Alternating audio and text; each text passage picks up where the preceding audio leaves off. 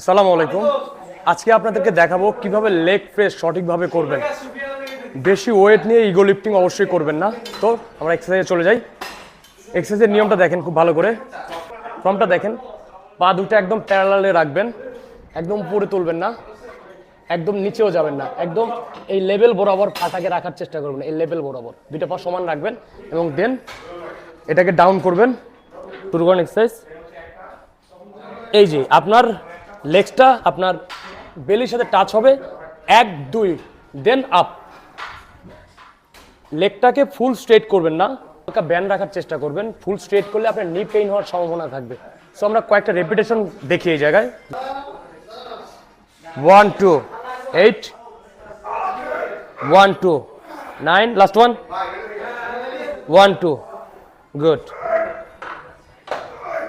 এইভাবে এক্সারসাইজ করার চেষ্টা করবেন রাইট ফর্মে। আপনি যত ওয়েট নেন কোনো প্রবলেম নাই, বাট এক্সারসাইজটা আপনাকে রাইট ফর্মে করতে হবে।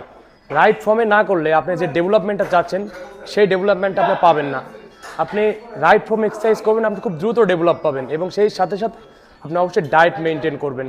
হাই অ্যামাউন্ট অফ প্রোটিন আপনার বডিতে যদি ইনটেক না করেন তাহলে আপনার মাসেল গ্রোথ হবে না।